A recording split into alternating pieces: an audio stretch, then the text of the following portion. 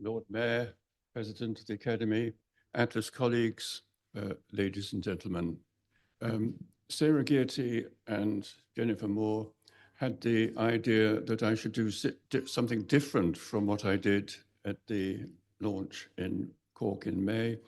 And their idea was that I should mention a few highlights, authors' highlights, things that struck me as particularly interesting, particularly important, both in the course of doing the work of accumulating the data and also thinking about the finished result.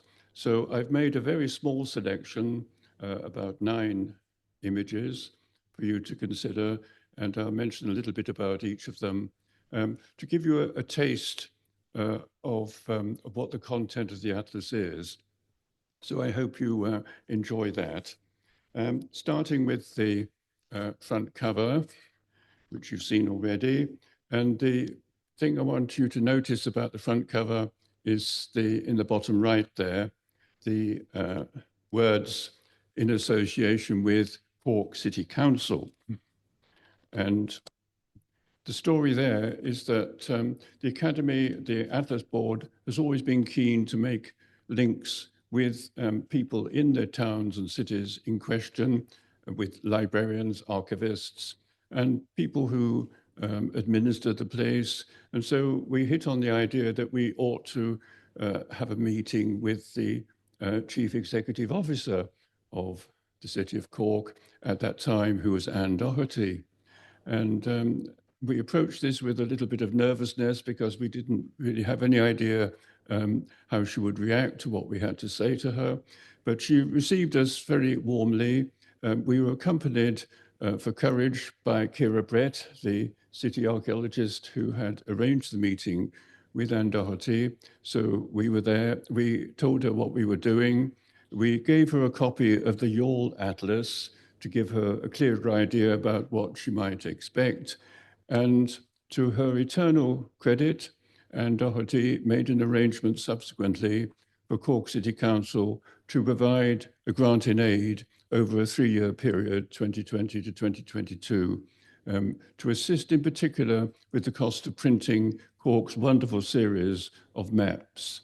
And so that's thanks to Anne Doherty. So I'd like to assure you, Lord Mayor, that the Royal Irish Academy here in Dublin is delighted that it was put in a position to publish its Atlas of the City of Cork in association with Cork City Council.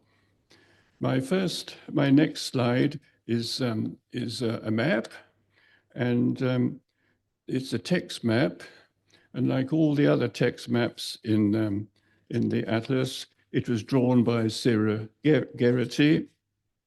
And Sarah is brilliant at drawing maps. She draws them on the basis of drafts that I made out for her. But this text map is one of the most important ones, in my opinion anyway, because it attempts to summarize how Cork ever became a town in the 10th, 11th, and 12th centuries AD, and where precisely it became a town.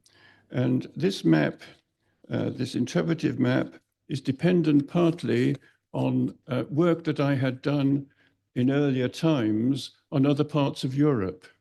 And there are 2 basic ideas in that map that I'd like you to think about. One of them came about as a result of 3 days that I spent many years ago in the Institute für Vergleichende Städtegeschichte, the Institute of Comparative Town History in Münster in Germany. I spent 3 days looking at a sample of all the other 18 atlas sets. And but one of the things that struck me on that occasion was some of the town atlases in Eastern Germany, eastern parts of Germany, and in Poland, because there were quite a lot of examples in their atlases of a situation where in the 10th century AD, an initial attempt was made to set up a town. And then a bit later on, in the 11th century, early 12th century, a second attempt was made to establish a town next door to the first one, on the other side of a river, for example. And in German, the first attempt would be the Altstadt, the old town, and the second attempt would be the Neustadt, the new town. And it struck me when preparing this map of Cork that Cork follows that very same model. The Cork had an old town on the south bank of the River Lee, the south channel of the River Lee, and that was set up in the 10th century AD by a combination of Scandinavians, so-called Vikings, and Irish people. And then, and this was in the Cove Street area of Cork and the Barrack Street area of Cork. And this is where Henry Jeffreys, in a very important article in the Cork Historical and Archaeological Journal, 1985, said that's where the original Cork was. And then the archaeology of more recently has demonstrated conclusively that there was a second attempt to establish a town in Cork on the South Island in the South Main Street area, and that becomes the new town. So the old town, new town idea has been translated from Central Europe here in Ireland to Cork. It's a new idea. It needs to be verified by more archaeology, but it seems to me a useful working idea to have that association. And as in the continent, it was the new town that became the core of the later medieval town. So the core of Cork in the later Middle Ages was the South Island, South Main Street part of the city.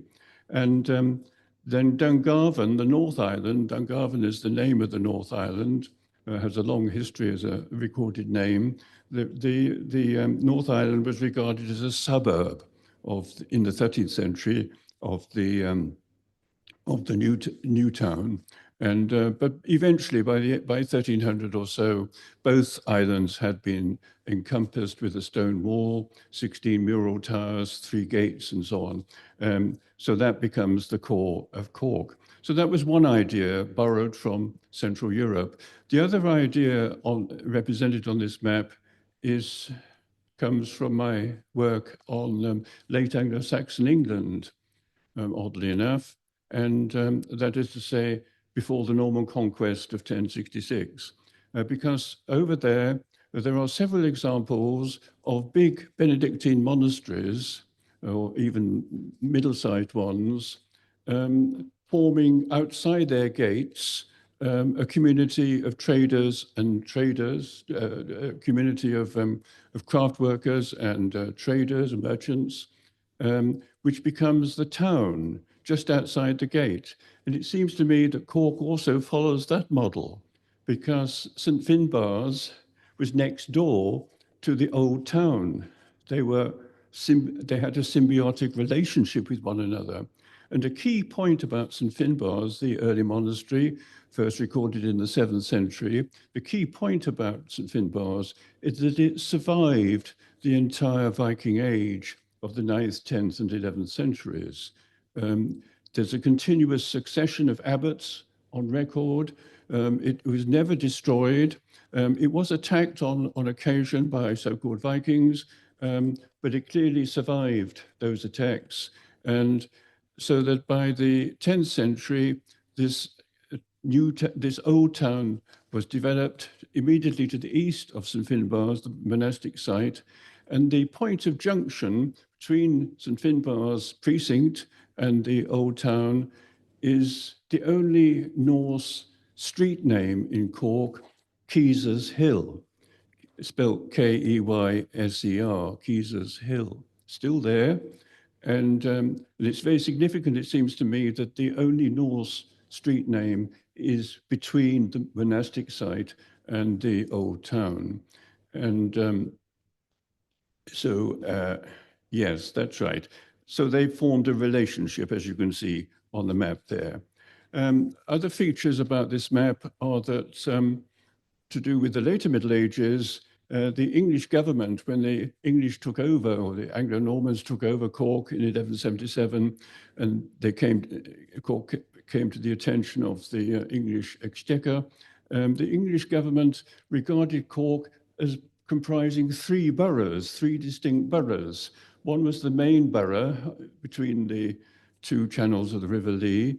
But then there was a second borough to the south, which was really the Bishop's Borough, because that's where the cathedral was.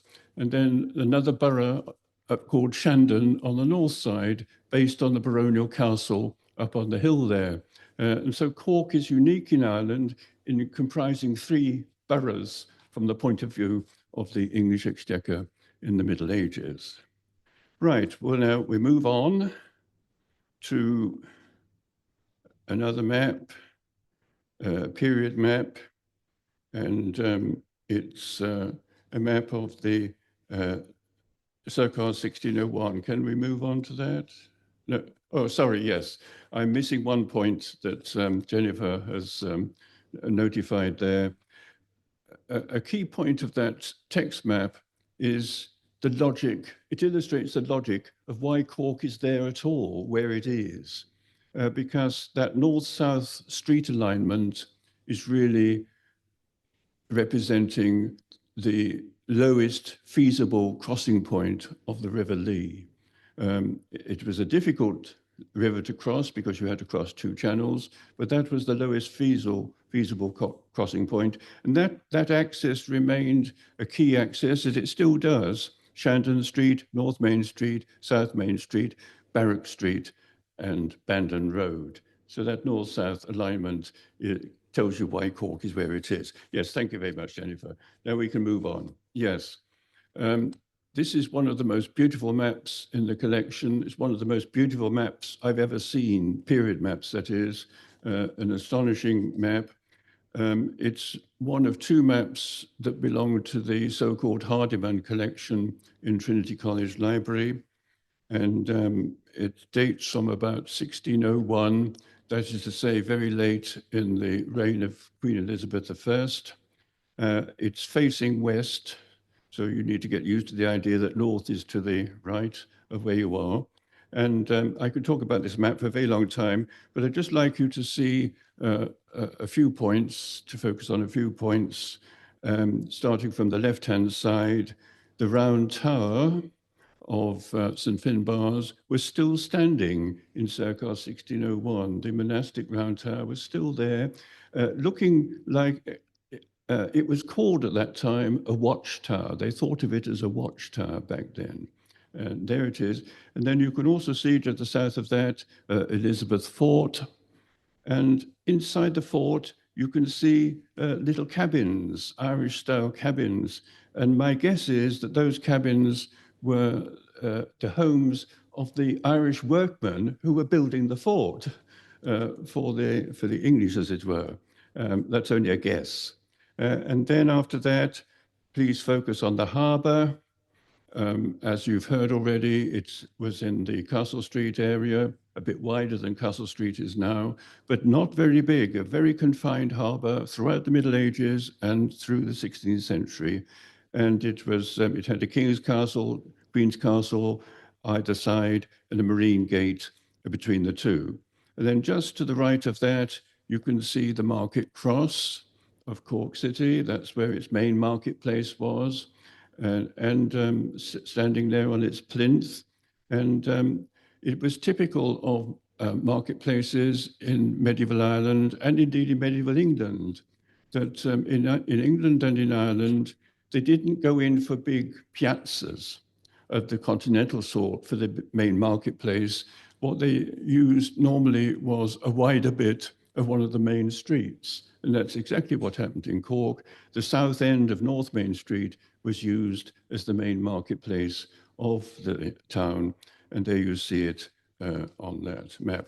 And the other thing to notice about this map is the Northeast Marsh.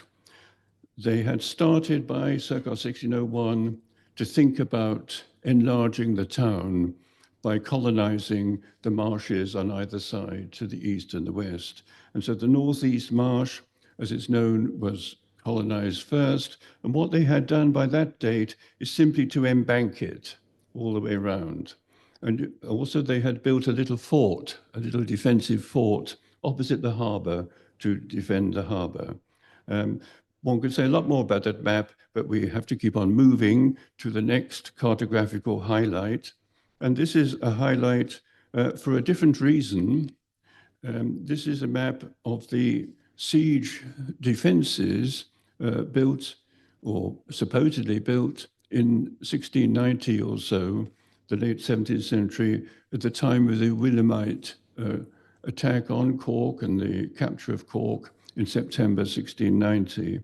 And this map is very special for all sorts of reasons, but one of which is that it was hitherto a completely unknown map, that no one had ever seen this map before, or no one in Ireland had ever seen this map before, and it's published now for the very first time. And the reason why we found out about its existence is that I was emailed by Paul Ferguson, who's the map librarian in Trinity College, and he said he'd noticed a map of Cork for sale in a London dealer's office. And did I know anything about this map? And of course, I knew nothing about it because nobody else knew anything about it either. It had never been known before. And so, thanks to the negotiating skills of Cronan O'Dovellin, who's the head of research collections in UCC, this map has been purchased by the Bull Library for permanent preservation in the city of Cork and is there now as a valued item in the library. And it was a highlight for Máire and myself to take the train down to Cork to see that map with our own eyes for the very first time in the company of Brian McGee, who is the director of Cork City and County Archives Service. So it was a wonderful thing to go down to actually see this map in a pristine condition after all those years of being hidden away, presumably somewhere in the Netherlands, because the author of the map was Dutch. His name is Wolfgang Romer, R-O-M-E-R. He's a known person. He's not a stranger, as it were, to experts in that field. But he obviously took it back with him, presumably to the Netherlands, and it lived somewhere there for all that time until it came to our attention. In the bottom left of the map, you can see the key, and the key is all in Dutch, quite literally, because Romer was a Dutchman. And so we got help from a native speaker of Dutch, Rudy Jakma, to assure us that we had understood what this Dutch was saying. And so a unique feature of the topographic information is that the sites that are named in that key are recorded in the various bits of the topographic information in their Dutch forms. We've never had in the Atlas program a cause to record the name of anything in the Dutch language, but you'll find them there. And that's a wonderful resource. Some points of detail about the map. Notice that the harbour had been covered over by that time. We knew that already from a slightly earlier map of 1685 by Thomas Phillips. So what they had done by then was to cover over the harbour and turn it into a shambles, into a meat market. And so Romer's map confirms that that indeed had been done by then. And then notice the Northeast Marsh, more things had happened on that marshland by then, and one of which is a bowling green. And this explains why, to this day, there is a street off St. Patrick's Street called Bowling Green Street. It makes sense because we can see the bowling green on Romer's map. Notice also Shandon Castle, up on the hill there. This was a baronial castle, which lasted for a very long time, up on the hill there. And next to it, or near to it, St. Mary's Church, St. Mary Shandon Church, which was the parish church of that northern suburb area. And the other thing to notice about Romer's map is the vignettes on to the right and to the bottom, showing the details of the defensive arrangements. We've never seen anything like that before, I don't think.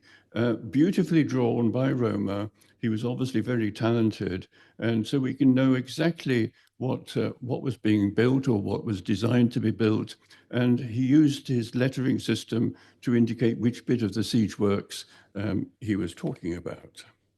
Right, to move on to an image from the Crawford Art Gallery. And this is a famous image, for some people anyway. It's the image of John Butts, B-U-T-T-S, John Butts, painted in about 1750 AD, mid of the 18th century. And we'd like to thank Michael Waldron, who was the curator of collections and special projects at the Crawford Gallery, for enabling us to get a top-class copy of this image and several other images that are in the gallery there. Now, a highlight for me about this image that I'd never understood until recently is that it's actually a bifocal image, a bifocal painting, that the right-hand side of the painting was taken from Audley Place, as the label always says, but the left-hand side of the image was painted from a slightly different position, probably towards the top of St. Patrick's Hill. In order to get that part of the city into the image, he had to move his easel, as it were, to paint it. But you can't tell that without working out what you're looking at. And this image we also used to change the vocabulary of the essay. We decided from this date onwards, circa 1750, to refer to Cork as a city, not merely a town. That what we're looking at in this image is what reasonably could be called a city in English. And we're very pleased about that, because after we had made that decision to talk about a city and citizens and not a town and townspeople, we found that it would fit in with the thesis of a wonderful book, recent book by David Dixon, called The First Irish Cities, published in 2021. And the basic thesis of that book is that in the 18th century, the bigger places in Ireland became what could reasonably be described as cities and not mere towns. So here we are looking at the city of Cork, and some points of detail. The most famous, iconic building in Cork is the belfry of St. Mary, St. Anne's Shandon Church. There you see it there in all its splendor, and it's still there, of course, as a major feature of the city. It had been begun in 1722, so it was already there when Butts made his painting. And then look at the north channel of the River Lee. That had now become the main harbour of Cork, because remember, the medieval harbour had been arched over and turned into a marketplace. So there you see the lovely buildings on that channel. Some of them have been thought of as equivalent to Dutch billies.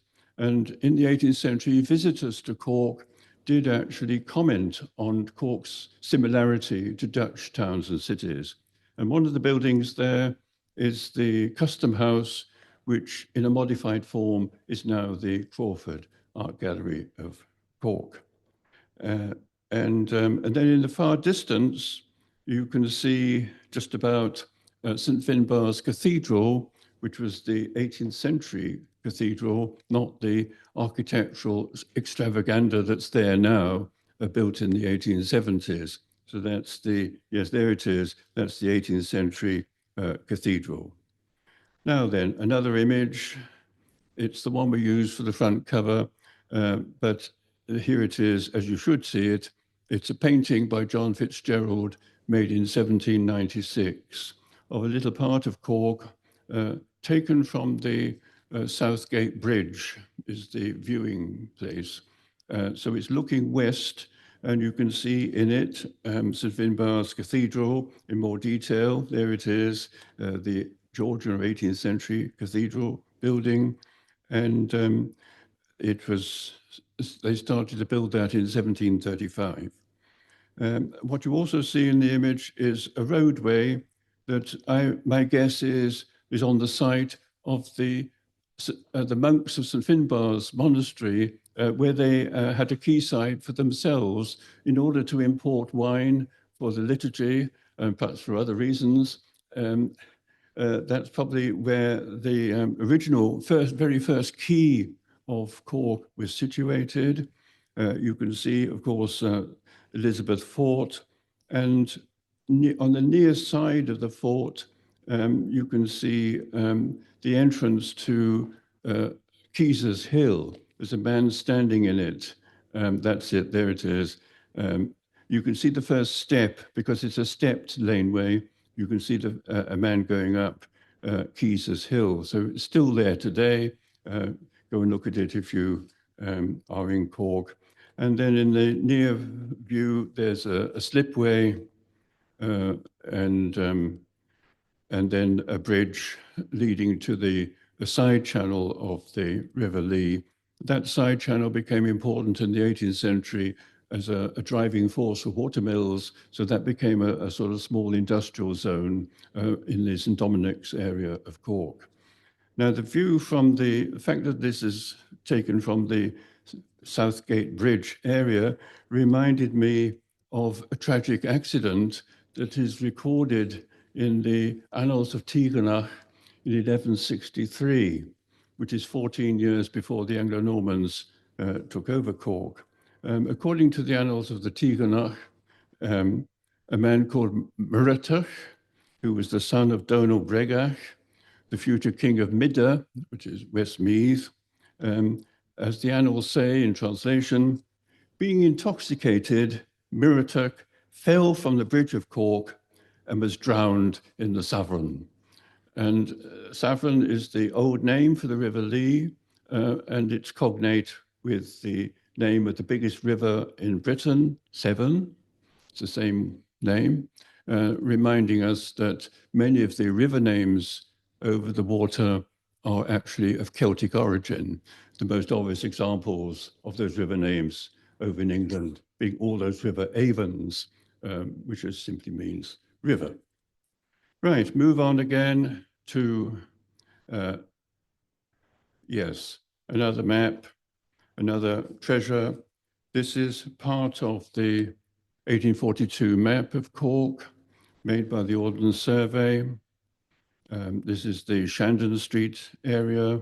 So it's just part of the map. It's part of what's called the manuscript plan in color, a beautiful map, planimetrically accurate.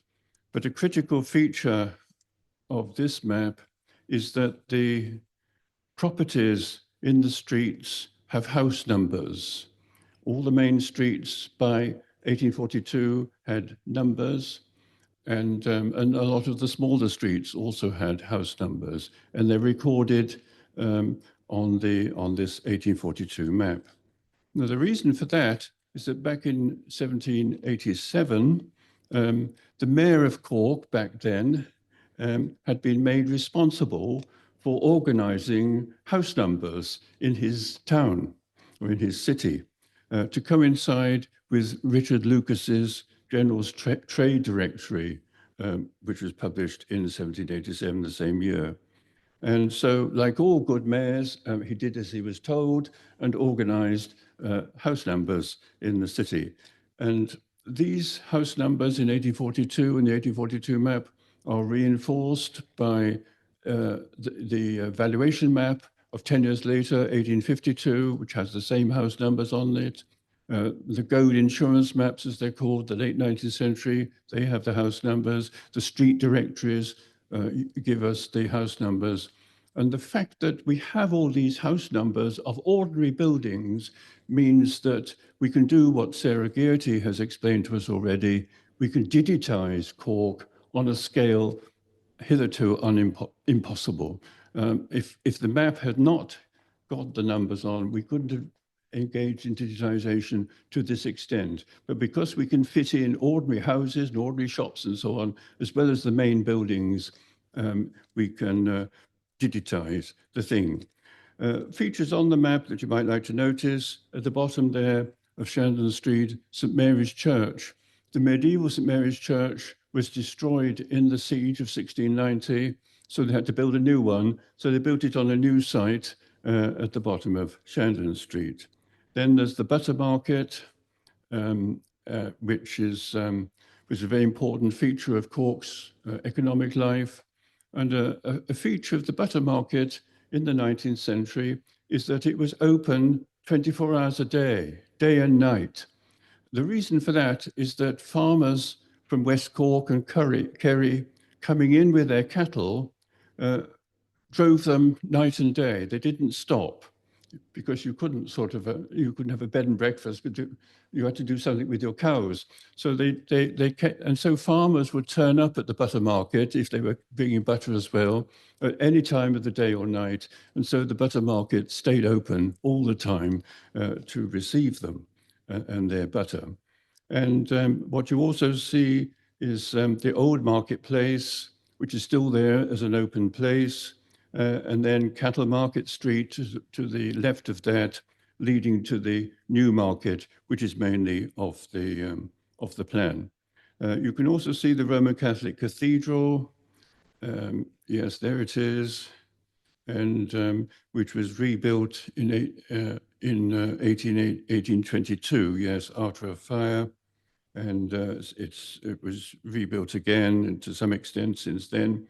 And also notice St. Mary's Dominican Church, begun in 1832, a major feature of that quayside there.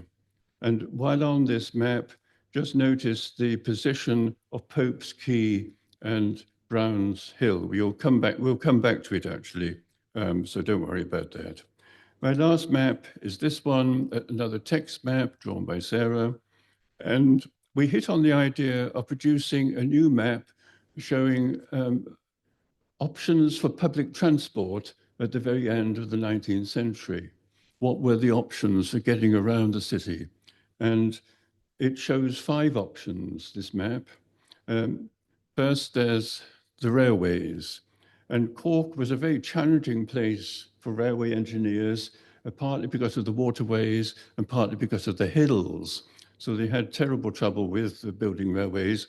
But one of the features of that is the tunnel, there it is, that still leads down to Kent Station. And that tunnel was a major feat of railway engineering.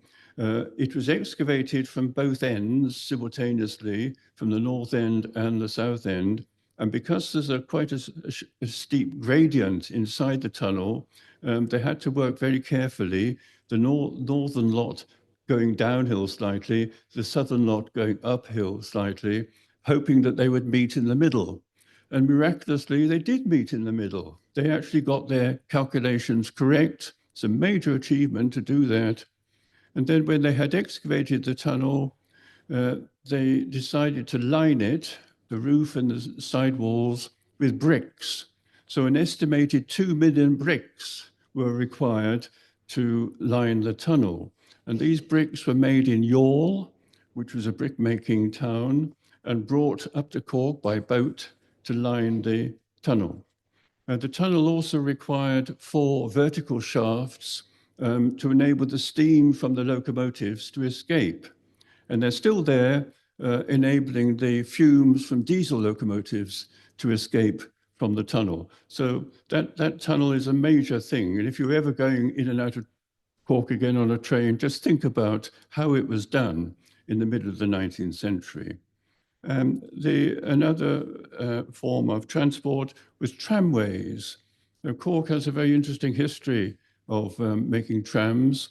They started in 1872 with horse-drawn trams, as many towns did. Belfast started in the same year, 1872. But the Cork horse-drawn trams didn't last very long. They lasted about 3 years and were closed down. And so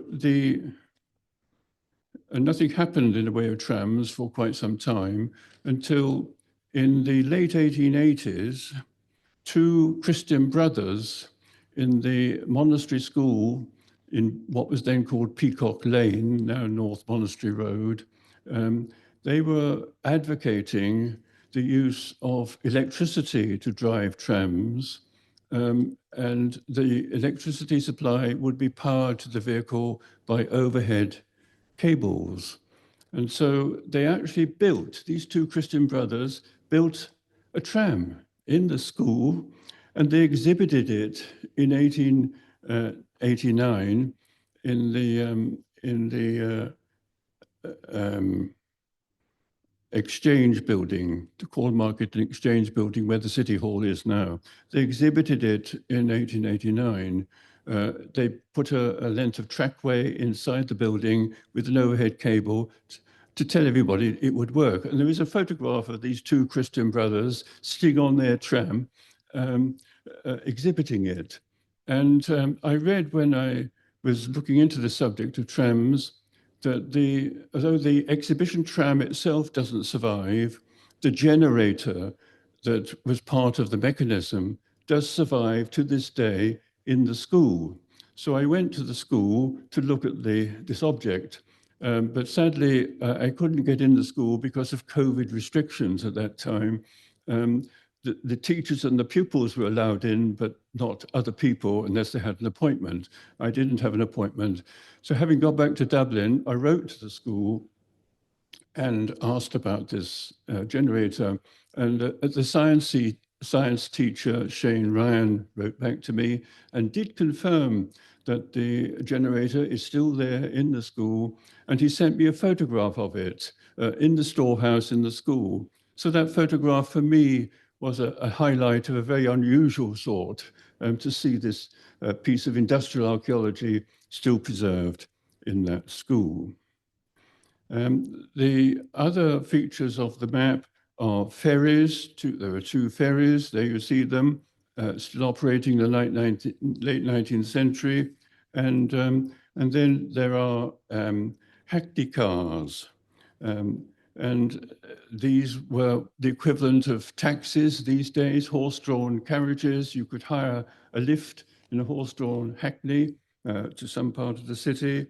And those are the streets where the hackney cars could be hired. And then the other means of travel was the mail coach leaving Cork, and the mail coach offices are highlighted there logically in the middle. There's one special feature that I'd like you to see, and has been marked up there, is the railway that was built towards the west of the city. It's known as the Cork and Muskerry Light Railway, is its official name. It was known popularly as the Muskerry Tram, and it went along the Western Road. And to settlers outside Cork, Blarney, Coachford, and Donaghmore. But that little bit of the Western Road was a very unusual place in the sense that it had a railway, a narrow gauge railway with steam locomotives. It had a tramway driven by electricity, and then mixed on with all of that, there would have been horses and carriages. By that date, bicycles, and then pedestrians. So that stretch of Western Road must have been a very strange kind of place, rather dangerous, I suspect, because of all this movement of different sorts of transportation. Right, finally, a photograph. We always end up with a few photographs in these atlases. And this is a photograph of St. Patrick's Street, the bridge end of St. Patrick's Street, looking north up St. Patrick's Hill. And features on the image are the statue of Sir Father Matthew, the temperance campaigner, because you can see in the image there that it was used in the way that the pillar, Nelson's column, was used in Dublin as the terminus of the tramway system. You can see that on either side of the main tramway track, there was an extra siding on both sides of the statue. And the other thing to note is that's still there today is Mangan's clock. One of the most prominent jewelers in Cork at that time was a company called Mangan's, and they had a pillar clock on the pavement outside the shop. That whole block, street block, has been demolished. It was demolished in the late 20th century, and a big shopping centre was put there now. But the clock is still standing there on the pavement. It doesn't show the correct time anymore because Mangans have gone, but the actual object is still there. And then you can see the dramatic effect of St. Patrick's Hill, which is first documented in 1801 on a map of 1801.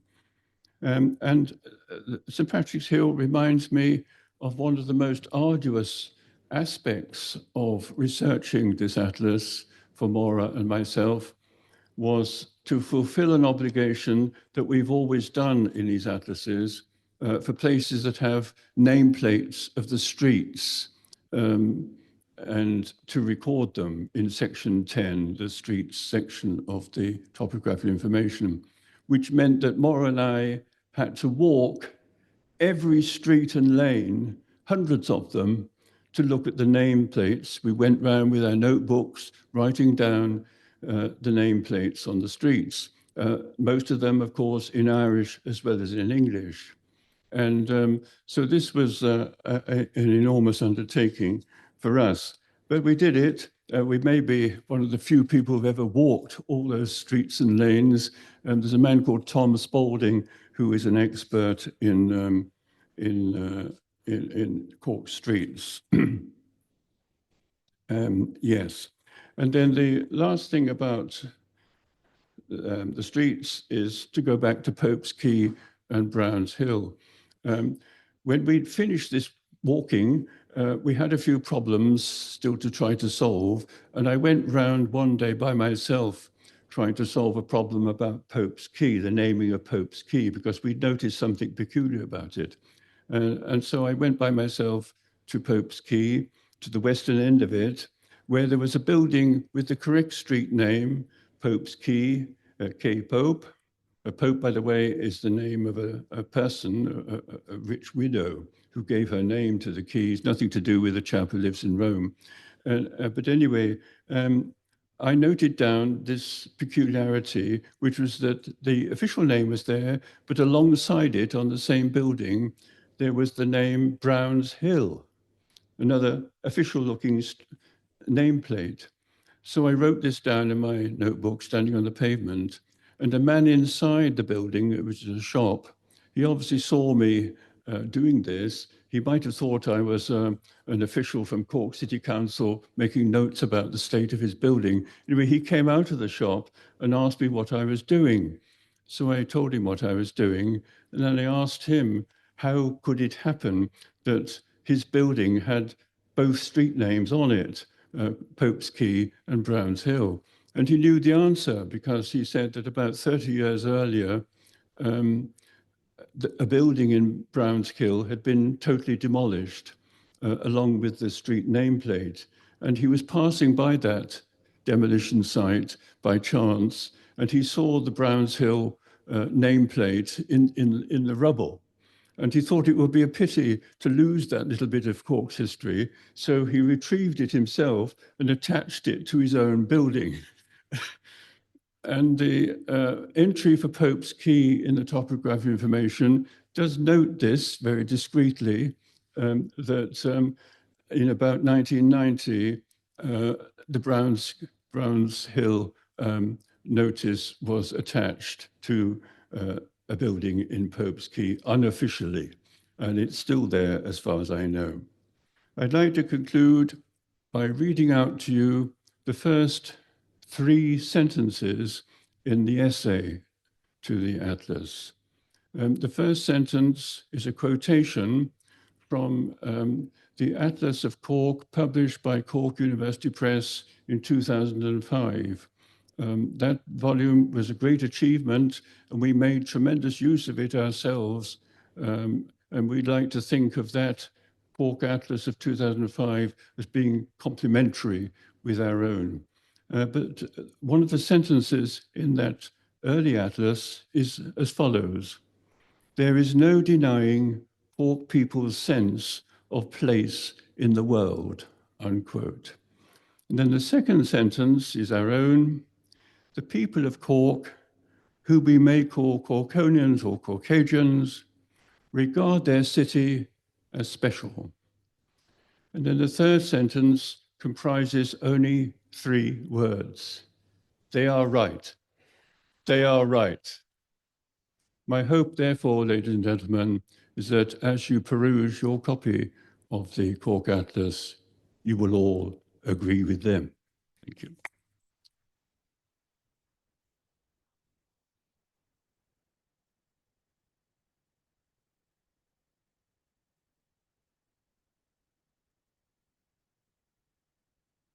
So thanks, Howard, as ever, for that very engaging and enjoyable presentation. And it's one of those presentations on maps, and you can see how engaged he is about it. You could listen to him all afternoon. But however, it's time for a cup of tea. So there is tea and biscuits, I hope, available outside. So just to conclude today, many thanks to everyone involved in the organization. I hope you've enjoyed the launch, not just of the printed version, but now the digital version itself, and its incorporation into the Digital Repository of Ireland. Again, Lord Mayor, we're very pleased and delighted that you took the time and effort to come, especially on this bad weather, but trains work in the snow. That's good to hear. So we're delighted to have you here in Academy House, and it's a privilege to have you, actually. So it added a lot of, should I say, a little bit of Cork fairy dust to the whole event. So thank you very much for that, and thank you all for attending. Gur míle mág with Slán Liv Cllr. Thank you.